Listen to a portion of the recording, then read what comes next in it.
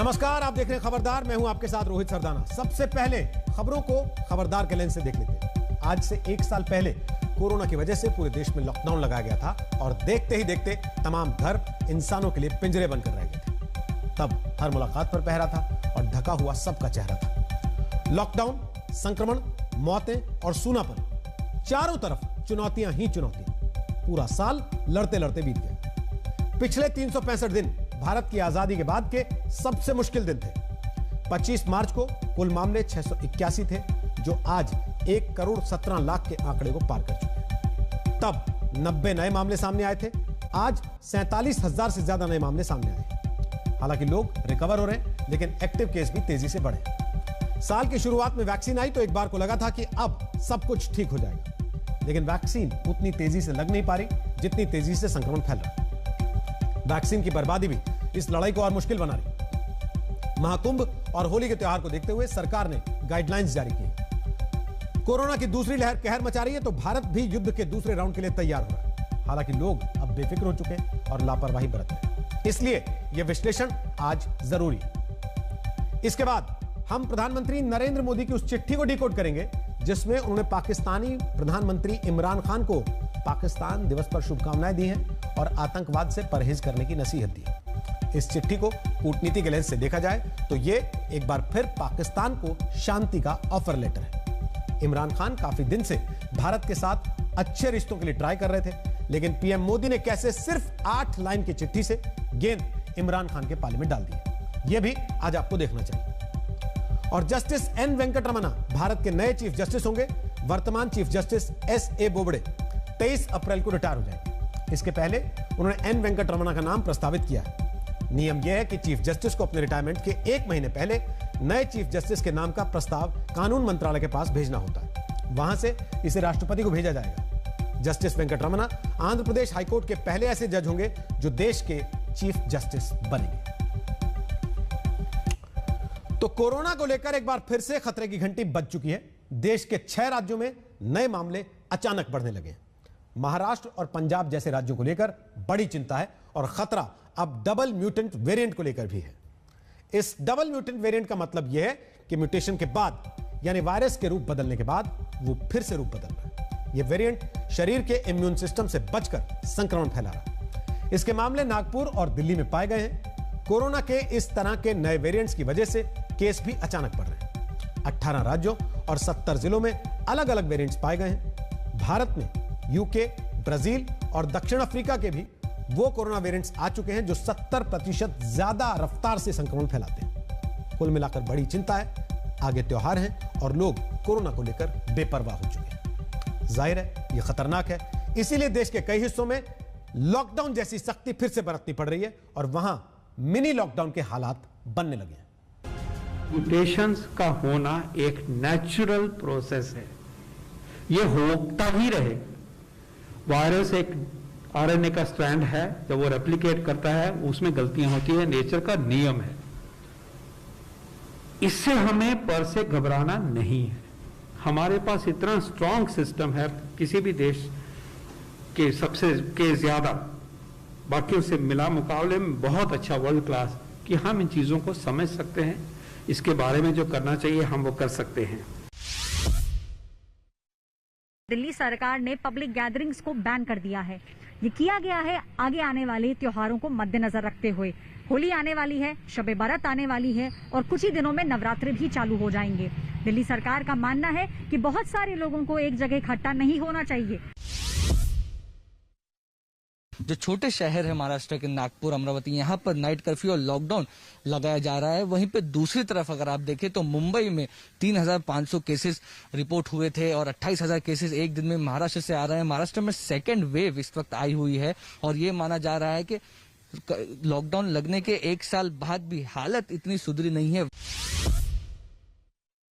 मैं पुणे में उस कोविड सेंटर के बाहर हूं जो फिर एक बार शुरू हो गया है।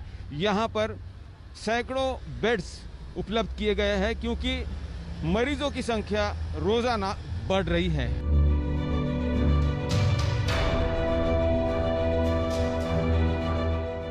महाराष्ट्र जैसे राज्य का तो बहुत बुरा हाल है, लेकिन राज्य कोई भी है, कोरोना के मामलों में बेफिक्र होकर बैठ नहीं सकता।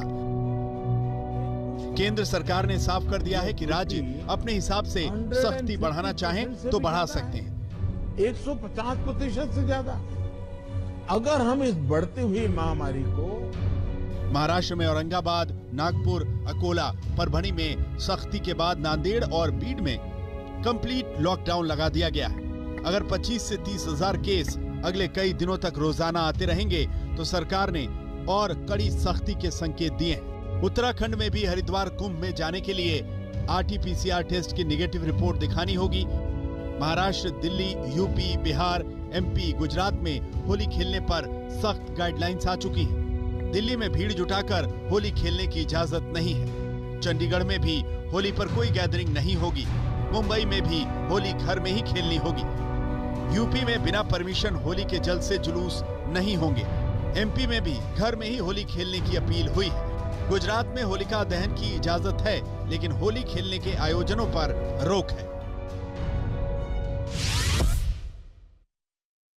ये टेंट जो है वो कोरोना की फ्री टेस्टिंग टेंट लगाए गए थे। वो जो टेंट है वो पिछले कुछ दिनों में उखड़ गए थे, लेकिन एक बार फिर जैसे जैसे कोरोना के मामले सामने आ रहे हैं, एक बार फिर प्रशासन के जरिए इस तरीके के टेंट लगा दिए गए हैं। वही मॉल और सिनेमा गृह जो है उनको सैटरडे संडे में बंद रखने का आदेश दिया गया है। तो वही अब होली भी आ रही है, तो होली को लेकर भी सरकार की ओर से आदेश जारी किया गया है कि सिर्फ जो होली का दहन है उसे किया जा सकता है, लेकिन लोग एक दूसरे पे कलर डालने के लिए इकट्ठा नहीं हो सकते हैं।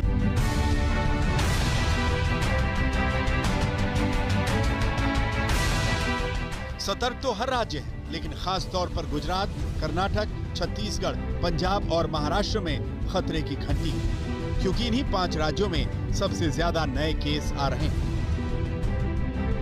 कोरोना के 80% नए मामले गुजरात, कर्नाटक, छत्तीसगढ़, पंजाब और महाराष्ट्र से हैं। पंजाब में 81% केस कोरोना के नए रूप के संक्रमण के मिले।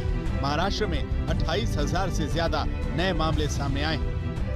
गुजरात और मध्य प्रदेश को लेकर भी चिंता है, क्योंकि गुजरात में रोजाना के 1700 मामले सामने आ रहे हैं और मध्य प्रदेश में रोजाना के 1,500 मामले सामने आ रहे हैं। मध्य प्रदेश में लगातार बढ़ते कोरोना संक्रमण के चलते इस तरीके से बैरिकेड एक बार फिर से सड़कों पर आ गए हैं और हर रविवार को सड़कों पर सन्नाटा रहता है, क्योंकि इंदौर, भोपाल और जबलपुर यहाँ पर संडे लॉकडाउन का ऐलान सरकार की तरफ से कर दिया गया है। लेकिन आने वाले दिनों में ये लॉकडाउन अन्य शहरों में भी जा सकता है। तो यहाँ पर बीते 24 घंटों में 1500 से ज्यादा कोरोना के नए पॉजिटिव केस सामने आए हैं। इंदौर, भोपाल और जबलपुर ये 3 शहर हैं जहां की पूरे मध्य प्रदेश का कुल 70% नए कोरोना पॉजिटिव केस सामने आ रहे हैं। सबसे बड़ी चुनौती सरकार के सामने है कि जो पॉजिटिविटी रेट है वो बढ़कर 6.2 तक पहुंच गया है। इस बार भी ऐसा लग रहा था कि कोरोना खत्म होने जा रहा है। 10-12 मामले जयपुर में आ रहे थे, वहां से 181 मामले आने शुरू हो गए हैं। 60-70 मामले राजस्थान में आ रहे थे, 600 से ऊपर मामले सामने आने लगे हैं। होली एक बड़ी चुनौती है सरकार के लिए भी। पिछली बार दिवाली के बाद लगातार कोरोना विस्फोट हुआ था और सरकार को संभालने में काफ़ी मुश्किल का सामना करना पड़ा था। इस बार होली में ऐसा ना हो, इसके लिए सरकारी जो कार्यक्रम होली के हैं वो तो कैंसिल कर ही दिया गया है। इसके अलावा बाकी होटल्स भी हैं, वहाँ भी होली के कार्यक्रम नहीं हो रहे हैं।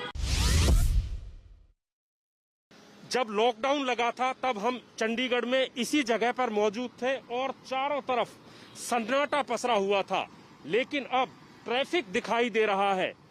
लोग घरों से बाहर निकल रहे हैं। मास्क लगाना सबके लिए अनिवार्य कर दिया गया है, लेकिन जो हालात हैं वो कहीं ना कहीं अभी भी वैसे के वैसे बने हुए हैं। सरकार ने सख्ती का मूड दिखाया है और साफ कर दिया है कि अब की बार होली के त्योहार नहीं मनाए जाएंगे, पार्टियां नहीं होंगी और जो समागम लोग करते हैं उन पर पूरी तरीके से एहतियात बरतें और किसी तरह की पार्टी ना करें। ऐसी स्थिति में सभी को सावधान रहना होगा, क्योंकि लॉकडाउन कोई नहीं चाहता। लेकिन अगर स्थितियां ऐसे ही बिगड़ती जाएंगी तो फिर कड़ी सख्ती के लिए उन जगहों को तैयार रहना होगा जहां नए केस तेजी से बढ़े। आज तक ब्यूरो। तो कोरोना को काबू करने का फॉर्मूला यही है कि लापरवाही ना बरती जाए और दूसरी बात यह कि वैक्सीनेशन फुल स्पीड से हो और इस वैक्सीनेशन में हर तरफ से सिस्टम दुरुस्त हो। साथ ही लोग भी वैक्सीनेशन के लिए हिचकिचाए नहीं। देश ने एक बड़ी उपलब्धि हासिल की है। जनवरी में शुरुआत के बाद 5 करोड़ से ज्यादा वैक्सीन डोज दी जा चुकी हैं। पिछले 24 घंटों में 23 लाख से ज्यादा लोगों का वैक्सीनेशन हुआ है। लेकिन एक बड़ी समस्या वैक्सीन की बर्बादी। यह कैसे हो रही है, इस बर्बादी से बचने के क्या तरीके निकाले जा रहे हैं, यह भी हम आपको बताते हैं।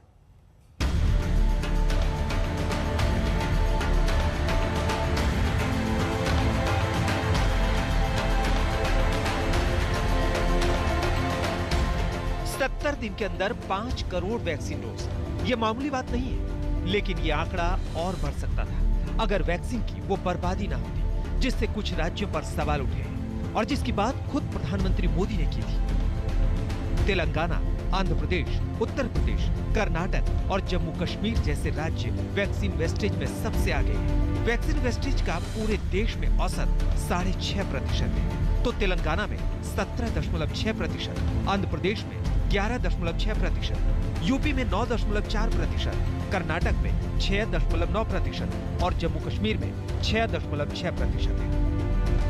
लेकिन ये समझना भी जरूरी है कि कुछ राज्यों में ये वैक्सीन वेस्टेज क्यों हो रहा है, क्योंकि एक डोज भी बर्बाद होने का मतलब ये है कि किसी एक व्यक्ति का वैक्सीनेशन नहीं होना, जो इस वक्त सही नहीं है जब कोरोना से लड़ने के लिए वैक्सीनेशन के मिशन पर सरकारें लगी हैं और तेजी से बढ़ते नए मामलों के बीच वैक्सीनेशन की स्पीड बढ़ाना भी जरूरी है।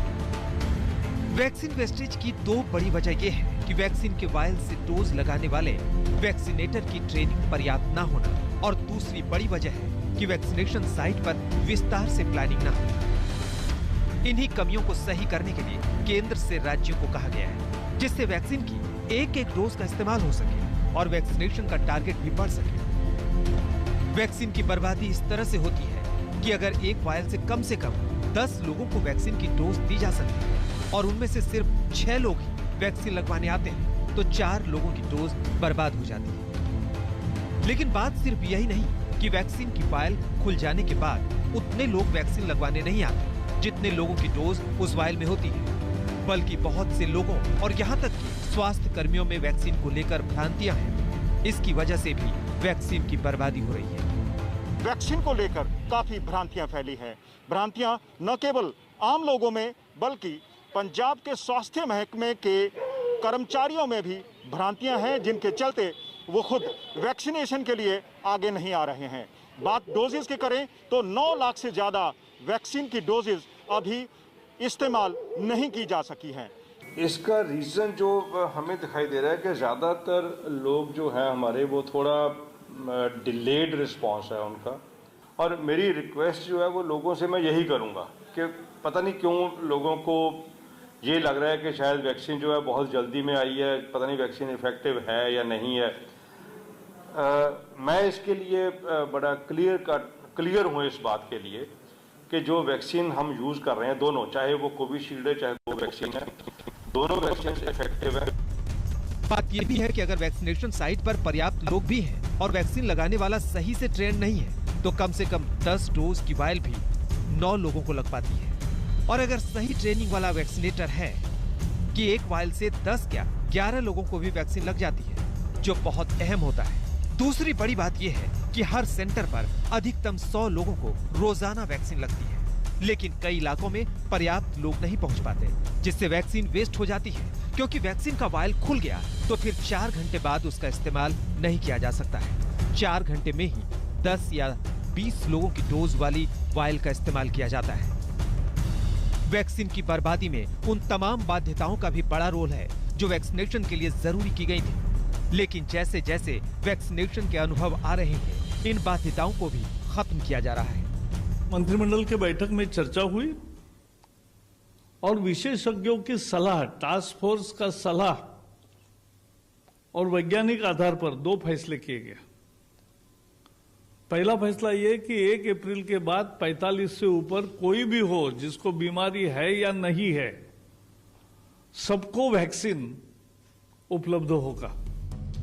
1 अप्रैल से 45 साल से ज्यादा उम्र के सभी लोग टीका लगवा सकते हैं। उन्हें किसी बीमारी का सर्टिफिकेट डॉक्टर से नहीं लाना है। ये वैक्सीनेशन के दायरे को भी बढ़ाएगा और इससे स्पीड भी बढ़ेगी। कई राज्य तो ये भी कह रहे हैं कि 18 साल से ऊपर के सभी लोगों का वैक्सीनेशन शुरू कर देना चाहिए। कोई शर्त लगानी नहीं चाहिए और यही कोरोना पर काबू पाने की सही रणनीति होगी। चंडीगढ़ से मंजीत सहगल के साथ आज तक ब्यूरो। तो वायरस के खिलाफ इंसान की जंग जारी है। कोविड हीरोज एक नहीं अनेक हैं, लेकिन हम कोविड इडियट्स पर आंख नहीं मूंद सकते। आपको अपने आसपास ही सोशल डिस्टेंसिंग के उल्लंघन के कई मामले मिल जाएंगे। हैरत की बात है कि सोशल डिस्टेंसिंग का पालन करने की सीख देने के कार्यक्रमों में भी उल्लंघन होता है। 2 गज की दूरी ना होने और चेहरे पर मास्क ना पहनने के ऐसे ही कुछ मामलों पर हमारी ये रिपोर्ट देखिए। ये रिपोर्ट कोरोना काल में गैर जिम्मेदाराना हरकतों के लक्षण दिखाती है।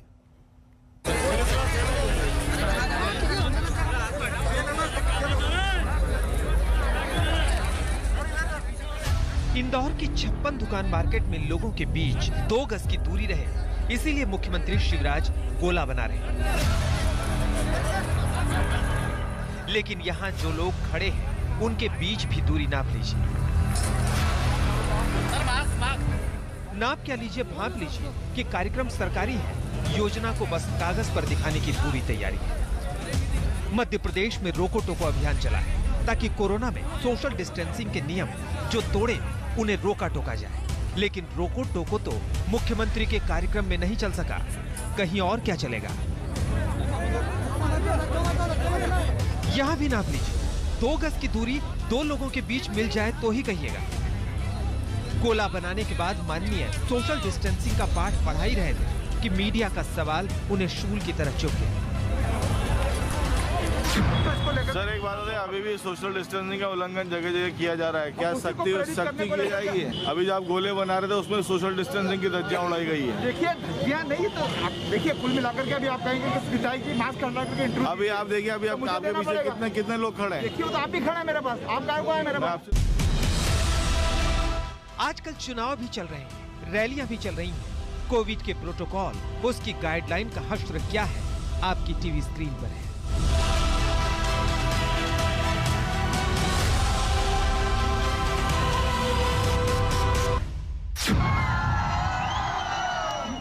दो गज की दूरी के बिना सब चल रहा है तो फिल्म का प्रमोशन भी चलेगा ही। कर्नाटक के चित्रदुर्गा में कन्नड़ फिल्म युवा रत्ना के कलाकार पुनीत राजकुमार के फिल्म प्रमोशन का ये दृश्य देख सकते हैं।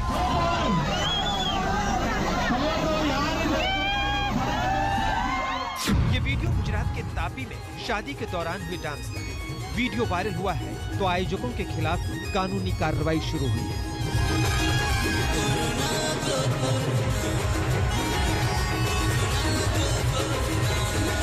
लेकिन सवाल सिर्फ कार्रवाई का नहीं है, सवाल जिम्मेदारी का है। जिम्मेदारी सिर्फ उनके लिए नहीं जिनकी बातें हमने अपनी इस रिपोर्ट में की है, बल्कि ये पोस्ट कोरोना युग का नागरिक शास्त्र है। सोशल डिस्टेंसिंग के नियम तोड़ना खुद को मुसीबत में डालना है। लोग कृपया ध्यान दें कि कोविड महामारी का संक्रमण दोबारा तेजी से बढ़ रहा है। इस स्थिति में अपने आप की एवं दूसरों की सुरक्षा के लिए यह आवश्यक दवाई है, फिर भी कड़ाई तो जरूरी है। सूरत से गोपी खंड और इंदौर से रवीश पाल सिंह के साथ आज तक। सभी लोगों से 2 गज की दूरी बनाए रखें ताकि कोविड को फैलने से रोका जा सके। और अभी लेंगे एक छोटा सा ब्रेक, लेकिन ब्रेक के बाद आप रहिएगा हमारे साथ, क्योंकि ब्रेक के बाद आज तक पर खास आपके लिए होंगे एम्स के डायरेक्टर डॉक्टर रणदीप गुलेरिया।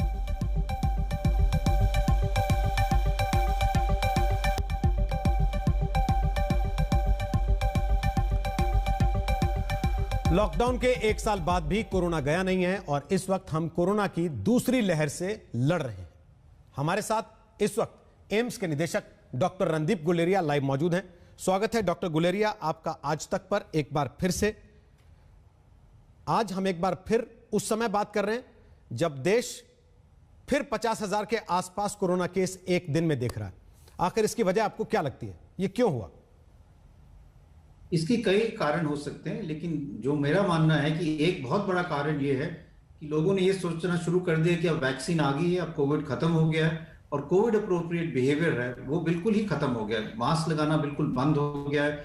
हम देखते हैं बाहर जाएं तो बिल्कुल क्राउड इकट्ठे हो गए हैं, लोग 2 गज की दूरी नहीं मेंटेन कर रहे हैं और हाथ धोना भी बिल्कुल कम हो गया है।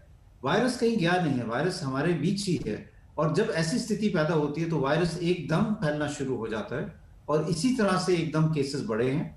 इसके साथ साथ हमें पता है कि वेरिएंट्स आ रहे हैं, यूके वेरिएंट है, साउथ अफ्रीकन वेरिएंट है, ब्राजीलियन वेरिएंट है और वो वेरिएंट जो है एक जगह पे नहीं रहेंगे, हमारे देश में भी आएंगे और ये वेरिएंट्स जो है ये ज्यादा जल्दी फैलते हैं। तो अगर हम कोविड अप्रोप्रिएट बिहेवियर नहीं रखेंगे और वेरिएंट्स हमारे देश में आएंगे तो वो भी एकदम जल्दी फैलेंगे और केसेस बढ़ेंगे। इसके साथ साथ सीरो सर्वेलेंस डेटा ने ये क्लियरली दिखाया है कि 70% से ज्यादा जो हमारे देश की आबादी है उनमें एंटीबॉडीज नहीं है, वो अभी भी वायरस से इन्फेक्शन होने के लिए हो सकते हैं, वो ससेप्टेबल हैं। इसीलिए इतनी ज्यादा तादाद में लोग हैं जिनको इन्फेक्शन अभी हो सकता है और हम कोविड अप्रोप्रिएट बिहेवियर नहीं कर रहे तो केसेस तो बढ़ना है, वो तो बिल्कुल नेचुरल है। आपने नए वेरिएंट की बात की, इन नए वेरिएंट से कितना डरने की जरूरत है? नए वेरिएंट्स से हम जब देखते हैं तो हम यूजुअली ये कहते हैं कि वेरिएंट ऑफ क्लिनिकल कंसर्न, कि कई वेरिएंट्स तो डेवलप होते हैं, तो हमें पता है कि एक वायरस है जो आरएनए वायरस है, ये म्यूटेट करेगा। कुछ लोगों का ये मानना है कि हर महीने 2 या 3 दफा ये वायरस म्यूटेट करता है, लेकिन कुछ म्यूटेशंस ऐसी होती हैं जो कई स्पाइक प्रोटीन में होती हैं और जगह होती हैं जो वायरस को क्लिनिकली एक इंपॉर्टेंट बना देती हैं। और उसमें हम 3-4 चीजें देखते हैं। एक तो ये देखते हैं कि वायरस में ऐसा म्यूटेशन तो नहीं हुआ कि अब वो ज्यादा इन्फेक्शियस हो गया, ज्यादा जल्दी फैलने लग गया। वो स्पाइक प्रोटीन में चेंज आता है कि वो ह्यूमन सेल के साथ ज्यादा आराम से चिपक जाता है और जब फैल और इंसान के शरीर में जल्दी फैलना शुरू हो जाता है। दूसरा हम ये देखते हैं कि ऐसा वेरिएंट तो नहीं है जो ज्यादा सीरियस इन्फेक्शन करता है, ज्यादा विरुलेंट है, उस वेरिएंट के होने से ज्यादा सीवियर इन्फेक्शन होती है, डेथ रेट बढ़ जाता है। तीसरी चीज हम ये देखते हैं कि ऐसा वेरिएंट तो नहीं है जिसमें इम्यून एस्केप मैकेनिज्म हो। उसका ये मतलब हुआ कि वो वेरिएंट जो बॉडीज में एंटीबॉडीज बनती हैं उसको एस्केप कर जाता है।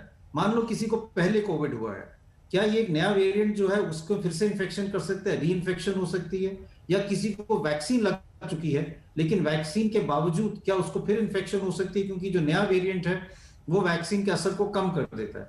तो ये जो तीनों चीजें हैं ये हम देखते हैं और अभी तक जो डेटा आ रहा है उसमें ये है कि जो नए वेरिएंट्स आए हैं उनमें इन्फेक्टिविटी ज्यादा हो सकती है, कि ज्यादा इन्फेक्शन हो सकते हैं। इसलिए एक कारण ये भी माना जाता है कि इसके कारण केसेस ज्यादा हो सकते हैं। इसमें अभी क्लियर कट हमारे देश से डेटा नहीं है, हम इसको लिंक करना पड़ता है एपिडेमियोलॉजिकल डेटा से कि जहां जहां वेरिएंट दिख रहे हैं वहां क्या केसेस भी बढ़ रहे हैं और वो क्या उसके साथ लिंक्ड है या नहीं है, उस डेटा की जरूरत है। और साथ साथ हमें डेटा ये भी कलेक्ट करना चाहिए कि इससे वायरस की वैक्सीन की एफिकेसी पे क्या फर्क पड़ता है। अगर हम ग्लोबल डेटा देखें तो ग्लोबल डेटा ये सजेस्ट करता है कि वैक्सीन की एफिकेसी में बहुत ज्यादा फर्क अभी तक नहीं पड़ता, वैक्सीन अभी भी कामयाब रहेंगी, उनकी एफिकेसी थोड़ी बहुत कम हो सकती है लेकिन अभी तक भी हमारे पास बफर है और वैक्सीन इफेक्टिव हो सकती है। लेकिन इसको आगे फॉलो अप करने की जरूरत है कि आगे जैसे वेरिएंट्स डेवलप होते हैं तो वैक्सीन पे उसका क्या असर होगा। कुछ हद तक जिनको वैक्सीन लग चुकी है वो सुरक्षित महसूस कर सकते हैं इसका मतलब, लेकिन इस पूरी परिस्थिति में डॉक्टर साहब वैक्सीन को लेकर इतनी उदासीनता क्यों है? कई जगह राज्यों को जितनी वैक्सीन दी गई है उतनी खपाना तो दूर, वो उसकी आधी भी वैक्सीन इस्तेमाल नहीं कर पाए हैं, जबकि आज हम जब बात कर रहे हैं एक दिन में 23 लाख तक वैक्सीन लग रही है। ये बात सही है, ये वैक्सीन हेजिटेंसी है और कई लोग ये सोचते हैं कि अब कोविड खत्म हो रहा है हमें वैक्सीन लगाने की क्या जरूरत है, या जो हम कहते हैं इन्फोडेमिक है, सोशल मीडिया में ऐसी ऐसी खबरें आती हैं कि वो सोचते हैं कि शायद वैक्सीन से खतरा है। कई लोगों को मैं जानता हूं जो मुझे कहते हैं कि हम अपने जो बुजुर्ग पेरेंट्स हैं उनको वैक्सीन नहीं लगाएंगे कि हमें लगता है वैक्सीन से उनको ज्यादा नुकसान तो नहीं होगा। मैं उनको यही समझाता हूं कि वैक्सीन से उनको प्रोटेक्शन मिलेगी, अगर उनको कोविड हो गया तो उनको बहुत सीरियस कोविड हो सकता है जो जानलेवा हो सकता है, तो उनके लिए वैक्सीन लगाना तो बहुत जरूरी है। इसलिए मेरा ये मानना है कि हमें ज्यादा जोर से लोगों में इंफॉर्मेशन पहुंचानी चाहिए, साइंटिफिक डेटा देना चाहिए जिससे वो समझे कि वैक्सीन लगाना स्पेशली हाई रिस्क ग्रुप में कितना जरूरी है, और हम लोगों को ये कन्विंस करें कि वो आगे आके वैक्सीन लगाएं, क्योंकि जैसे जैसे लोग वैक्सीन लगाएंगे और हम अपने 45 प्लस एज ग्रुप को कवर कर पाएंगे तभी हम आगे बढ़ पाएंगे और नीचे वाली प्रायोरिटी जो 45 से कम वाले लोग हैं उनमें भी वैक्सीन शुरू कर पाएंगे। डॉक्टर साहब, अब जो फैसला हुआ वो कि 1 अप्रैल से 45 साल से ऊपर के सभी लोग वैक्सीन लगवा सकते हैं। हम देश में राजधानी की बात कर रहे हैं जहां पर शराब पीने की उम्र 25 से घटाकर 21 कर दी गई है, लेकिन जान बचाने वाली वैक्सीन के लिए हम 45 का बार लगा के क्यों बैठे? उसको क्यों घटाने को तैयार नहीं है? देखिए, अगर हमारे सब लोग यही चाहेंगे कि सबको वैक्सीन लगे, लेकिन अगर हम सारी अडल्ट पॉपुलेशन की बात करें तो हमारी अडल्ट पॉपुलेशन 100 करोड़ से थोड़ी सी कम है। अगर हम 2 डोज की बात करें तो हमें 200 करोड़ डोजेस चाहिए होंगे। हमारे पास 200 करोड़ डोजेस, हम सारी दुनिया के डोजेस इकट्ठे कर लें, सारी मैन्युफैक्चरर के डोजेस इकट्ठे कर लें, तो भी 2 बिलियन डोजेस तो मिलना बड़ा मुश्किल है। इसीलिए हमें प्रायोरिटाइज करना पड़ेगा। और जब भी वैक्सीन को हम प्रायोरिटाइज करते हैं ग्लोबली, तो हम यही देखते हैं कि हम उनको सबसे पहले वैक्सीनेट करें जिनको कोविड से मरने की चांसेस ज्यादा हैं, जिनसे ज्यादा खतरा है। क्योंकि हम सबसे पहली चीज ये चाहते हैं कि हमारा डेथ रेट ना बढ़े, हमारी डेथ्स कम रहें। इसलिए जो बुजुर्ग लोग हैं, जिनकी उम्र ज्यादा है या जिनको कोमॉर्बिडिटीज हैं, उनको हम पहले वैक्सीनेट करना चाहते हैं, क्योंकि हमें पता है कि अगर उनमें कोविड हो गया तो वो सीधे आईसीयू में पहुंच जाएंगे और उनमें मोर्टेलिटी बहुत ज्यादा रहेगी। इसीलिए ये प्रायोरिटाइजेशन किया गया है। जैसे जैसे वैक्सीन डोजेस बढ़ेंगे और मैन्युफैक्चरर्स भी आएंगे और हमारे पास ज्यादा डोजेस होंगे, इसको और खोला जाएगा। और यही सब लोग चाहते हैं कि सब लोग वैक्सीनेट हो और इसकी एज बार जो है जितनी कम कर पाए हम। लेकिन वैक्सीन बर्बाद हो उससे बेहतर नहीं है कि जिन लोगों को अभी तक अलाउ नहीं किया गया है उन्हीं को छूट दे दी जाए कि वो भी इस्तेमाल कर लें? तो इससे ज्यादा जरूरी है कि जो लोग आगे नहीं आ रहे, जिनको वैक्सीन लगानी चाहिए, क्योंकि अगर हम यही देखें कि अगर हम 45 साल से ज्यादा उम्र वाले लोगों की बात करें तो वो 37 से 40 करोड़ के करीब बनते हैं। तो इन लोगों को भी वैक्सीन करना जरूरी है और हम इन लोगों को समझाएं कि वो आगे आए, इनको वैक्सीनेट पहले करें। अगर हमें लगेगा कि इनमें से काफी ज्यादातर लोग वैक्सीनेट हो चुके हैं तो हम आगे बढ़ सकते हैं। लेकिन अगर हम इनको वैक्सीनेट नहीं करेंगे और यंगर एज ग्रुप को कर देंगे और इनमें मोर्टेलिटी बढ़ जाएगी तो फिर it will not be right, क्योंकि फिर हमारी डेथ रेट ज्यादा हो जाएगी। डॉक्टर साहब, प्राइवेट इंस्टीट्यूशंस को या ऑर्गेनाइजेशंस को वैक्सीन की अनुमति क्यों नहीं दी जा रही? मसलन अगर हम ये तय करें कि हम अपने दफ्तर के सभी लोगों को वैक्सीनेट करवाना चाहते हैं, इसकी अनुमति क्यों नहीं दी जाती है? इस तरह से संस्थानों को ये छूट क्यों नहीं दे दी जाती?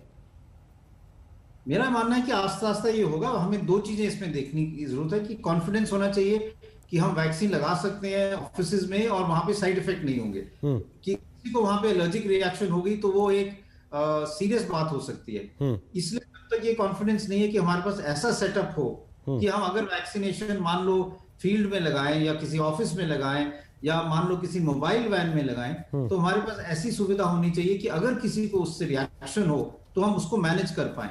इसीलिए अभी जो वैक्सीनेशन है वो हेल्थ केयर सेंटर में की जा रही है, क्योंकि वहां पे पूरी सुविधा है कि अगर किसी को कोई रिएक्शन हो तो वहां मैनेज कर सकते हैं। अगर हम ऑफिस में लगाने शुरू कर दें, वहां किसी को एलर्जिक रिएक्शन हो जाए और वहां सुविधा पूरी ना हो तो वो जानलेवा भी हो सकते हैं, सीरियस एलर्जिक रिएक्शन हो सकते हैं। इसलिए अभी हम उस स्टेज पे नहीं पहुंचे जो हम कहें कि घर पे जाके हम लोगों को वैक्सीन लगा सकते हैं। लेकिन लॉकडाउन को 1 साल पूरा हुआ है और फिर से देश के कुछ शहरों में मिनी लॉकडाउन अब शुरू होने लग गए हैं। लोगों में फ्रस्ट्रेशन है इस चीज को लेकर, क्योंकि काम धंधे पहले ही बुरी तरह से प्रभावित हुए लॉकडाउन के पहले दौर में।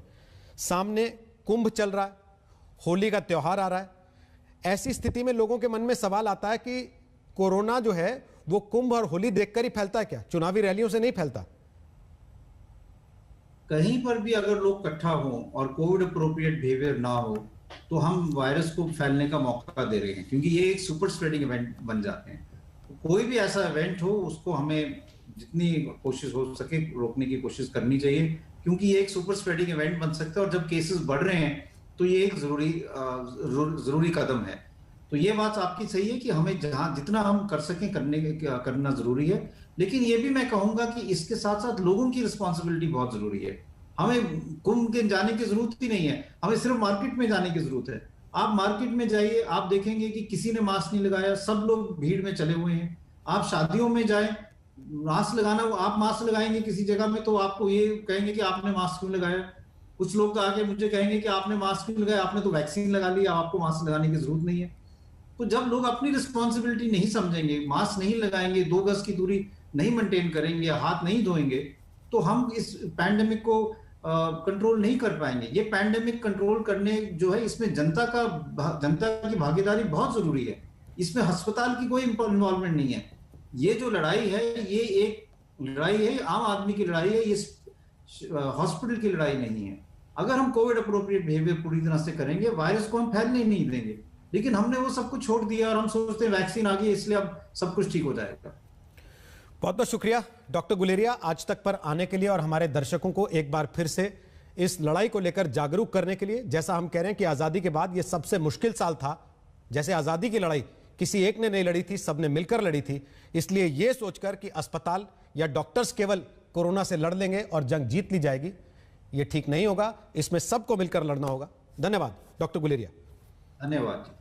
कल यानी गुरुवार को कश्मीर घाटी में ट्यूलिप गार्डन आम जनता के लिए खोल दिया जाएगा। पीएम मोदी ने ट्वीट करके कहा कि जब भी लोगों को मौका मिले वो ट्यूलिप गार्डन जरूर जाएं।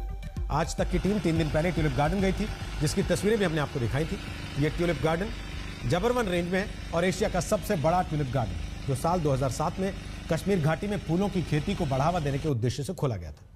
30 हेक्टेयर में फैले इस ट्यूलिप गार्डन में इस बार 64 किस्मों के 15 लाख से भी ज्यादा फूल दिखाई देंगे। और इन्हीं तस्वीरों के साथ हम आपको छोड़े जा रहे हैं।